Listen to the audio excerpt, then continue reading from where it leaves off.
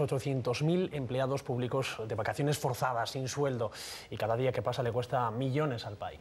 Esa es la situación hoy, pero además crece el temor a que este bloqueo político ocasione la quiebra del país. Eso sería a mitad de este mes, el 17 de octubre, si los dos principales partidos no pactan elevar el nivel de deuda del ahora y del posible futuro. Vamos a hablar con Miguel Ángel Rodríguez Cabeda, analista de Newcom Comunicación. Muchísimas gracias por venir. ¿Qué tal? Un placer. Lo primero, lo de ahora es un paro parcial. Llevamos ya un día hablando de las consecuencias, lo que llamamos de jornada, pero claro, esto podría arreglarse mañana si los políticos decidiesen llegar a un acuerdo, si quieren.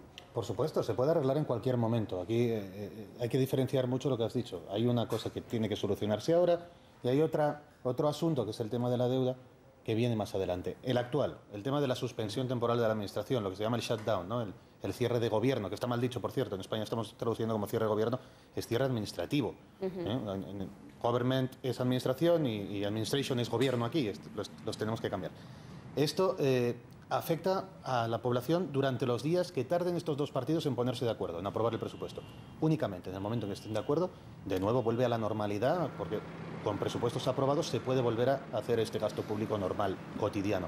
O sea que es una cuestión más política que económica. Claro, pero ponerse de acuerdo no parece fácil. Obama defiende su reforma sanitaria, ha dicho que no va a ceder en este sentido. Parece ser que los republicanos del Tea Party, dice Obama, tampoco van a ceder en el suyo. ¿Hay alguna tercera vía? ¿Cuál sería la solución? La solución tiene que ser que los más moderados dentro del Partido Republicano presionen un poquito a esta versión más conservadora, más radical, si la queremos llamar así, que es el Tea Party, dentro de su propio Partido Republicano. Obama no va a tocar Obamacare. Obamacare, la reforma sanitaria, fue aprobada por las dos cámaras, lleva la firma del presidente, fue aprobada por el Tribunal Supremo y es constitucional, y además se empezó a aplicar ayer. Con lo cual esto ya no tiene marcha atrás. Y para más INRI tiene un presupuesto separado. O sea, estos presupuestos que ahora mismo están suspendidos no tocan Obamacare, tiene un presupuesto aparte, con lo cual no está influenciado en absoluto por este paro temporal de la administración de Estados Unidos.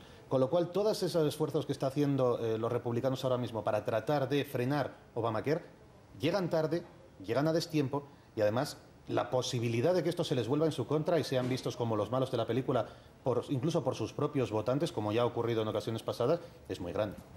Con Obamacare, Obama pretende subsidiar seguros sanitarios de salud para los más pobres. ¿En qué se basa? ¿Por qué esa oposición tan frontal del Tea Party? ¿Es solo por una cuestión de dinero? Económica, puramente económica. Los republicanos, especialmente el Tea Party, tienen muy claro que el que paga impuestos debe recibir prestaciones en función de los impuestos que paga. Es decir, no ven con buenos ojos que los impuestos que pagan ellos se utilicen para dar facilidades de seguros médicos o de educación a otros que sean más pobres que ellos y que por tanto no estén pagando impuestos. Simplemente es así. O sea, es tan radical y tan duro como esto. Luego, obviamente, hay republicanos moderados, que tampoco nos podemos hacer aquí la imagen de que todos son del Tea Party, no es así. Republicanos moderados que pueden estar más o menos de acuerdo con ciertos puntos de la reforma sanitaria del presidente. Aunque, bueno, obviamente, a la hora de votar por política, votarían en contra. Traigo a la mesa un dato de la Universidad de Harvard que utiliza, por cierto, Barack Obama, que ha calculado que el número de muertos debido a la falta de aseguramiento sanitario asciende a más de 100.000 al año en Estados Unidos. Miguel Ángel, tú conoces, tú te estás bien cómo está la sociedad norteamericana, has vivido allí muchos años. ¿Hay un debate social real en las calles en Estados Unidos de si se necesita esta reforma? Depende de los círculos, depende de los círculos. Si estamos hablando en círculos políticos, por supuesto, y cada vez que hay elecciones, sobre todo yo he vivido en California y en Florida, principalmente en Florida, que tiene un peso muy importante, digamos, la rama más hispana, más latina, que además es una de las ramas más desfavorecidas en ciertos sectores estadounidenses. Ellos sí tienen un impacto fuerte en el Congreso, sí que se utiliza eso en campaña constantemente, ¿no? El apoyo a los más desfavorecidos, el apoyo a reformas educativas, a reformas sanitarias que puedan ayudar. Pero en el día a día, salvo que estemos en un círculo precisamente que necesita, que tiene esas carencias, no es algo de lo que se suele hablar. Se habla principalmente en momentos puntuales políticos, sean elecciones o ahora mismo aprobación de presupuestos. Este es el ahora. Hablemos de esa posibilidad de futuro. Si no llegan a un acuerdo demócratas y republicanos con el tema del techo de la deuda, de aumentar el techo de deuda estadounidense. Esto sería en 15 días, el 17 de octubre. Estados Unidos podría entrar en quiebra y ¿esto qué consecuencias tendría? Es decir, al día siguiente el ciudadano lo nota, algo deja de funcionar. La cosa es la siguiente. Jack Lew, que es el secretario del Tesoro, ha dejado bien claro que tienen dinero, deuda, vendida para poder funcionar hasta el día 17 de octubre, como bien comentas. Si el día 17 de octubre Estados Unidos, su gobierno, su administración, no ha aprobado aumentar este techo, que por cierto está en 16.700 millones, o sea que tampoco es ninguna tontería, si no consiguen aumentar este techo de deuda, al día siguiente, teóricamente, de este 17 de octubre, no podrían ya pagar deuda. Es decir, cuando vas con esa deuda pública que compraste a que te devuelvan tu dinero, no habría dinero para pagártelo. Es decir, estaría en una suspensión de pagos técnica. Con lo cual, esa suspensión de pagos afecta a la deuda, afecta a proveedores, afecta a funcionarios, podría afectar obviamente a todo el país y podría llevar un efecto dominó a otros países del mundo. Obviamente no es algo que los expertos piensen que va a suceder. Yo, desde luego, vamos, no pondría la mano en el fuego por nada. Pero, en este caso, si fuera una cosa por la que casi la pondría, sería por esto. Claro, veíamos al presidente del Banco Central Europeo, a Mario Draghi, bueno, avisar de que esto podría tener consecuencias, que esto podría frenar la recuperación. Pero faltan apenas 15 días, parece ser, como dices, que hay tranquilidad, las consecuencias serían muy fuertes. Hay, digamos, esa sensación de que, bueno, se va a solucionar este tema de una manera o de otra. Tienen que solucionarlo, porque ten en cuenta que los demócratas, que son los que están en el poder, en el Senado tienen mayoría y en la Cámara de Representantes no. En el Senado van a decir lo que diga el presidente, que obviamente va a ser: aumenten ustedes el techo de deuda. ¿Qué responsabilidad tendría el Partido Republicano si el día antes del 17 de octubre se le ocurra decir en la Cámara de Representantes que no? Y hacen quebrar al país. O sea, es muy difícil que eso ocurra. No parece factible que eso pueda ocurrir, porque entonces sí que habría un culpable, claro. Van a tener que aumentar el techo de deuda. Obviamente tendrán que hacer concesiones para ello.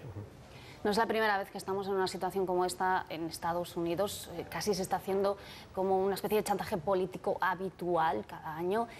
¿No les preocupa que sus ciudadanos se planteen si esos líderes que tienen son responsables? Porque ahora, por ejemplo, hay 800.000 personas que están en casa sin poder ganarse el pan. No, además, por supuesto que la gente está muy enfadada. Ahora mismo las encuestas de popularidad, no del presidente, sino en general de los políticos, bajan en picado en estos días, como es lógico, porque bueno, hay 800.000 en casa, pero hay 3 millones y pico afectados, 2,5 de civiles que trabajan para el gobierno y 1,5 millones aproximadamente que son militares, con lo cual al final es mucha población la que trabaja para el gobierno estadounidense y que ven cómo esto les puede afectar. Entonces sí, o sea, sin duda la preocupación va en aumento. También es cierto que no pensamos que vaya a ocurrir, porque como bien decías, ha ocurrido muchas veces. El cierre gubernamental, el cierre administrativo ha pasado ya 17 veces. Son medidas de presión de la oposición al partido en el poder. Lo que pasa es que la última vez que pasó, que fue en el 95 con Clinton, a Clinton al final incluso le salió bien, porque los republicanos después fueron barridos en las urnas, precisamente porque la población les culpó de que habían perdido prácticamente un 1% del PIB en las 3 semanas y pico que estuvieron con el gobierno, con el shutdown vigente. Con lo cual sería inteligente pensar, o sería, digamos, más o menos claro pensar que los republicanos en esta ocasión no van a querer llevar la misma dirección. Una situación que ocurre, por cierto, en la que los estadounidenses dicen la mejor democracia del mundo. ¿Esto sonrojará a más de uno? Ten en cuenta una cosa. Obviamente es muy radical lo que está ocurriendo, pero si lo pensamos fríamente, lo que está pasando es simplemente que el gobierno estadounidense, por ley, no se gasta dinero que el propio gobierno no haya aprobado que se puede gastar. Por eso el día antes del 1 de octubre todo el mundo se tiene que ir a casa, porque para el día de 1 de octubre todavía yo no he aprobado que se pueda gastar el dinero de su salario, del otro y del otro. Entonces, tiene lógica. Ahora, obviamente, esta aplicación de la ley tan radical afecta a mucha gente. Miguel Ángel Rodríguez Cabeda, analista de Newcom Comunicación, le agradecemos que haya vuelto a este estudio para aclararnos un poquito más lo que ocurre en Estados Unidos. Gracias. El placer es mío. Hasta la próxima. Y seguimos.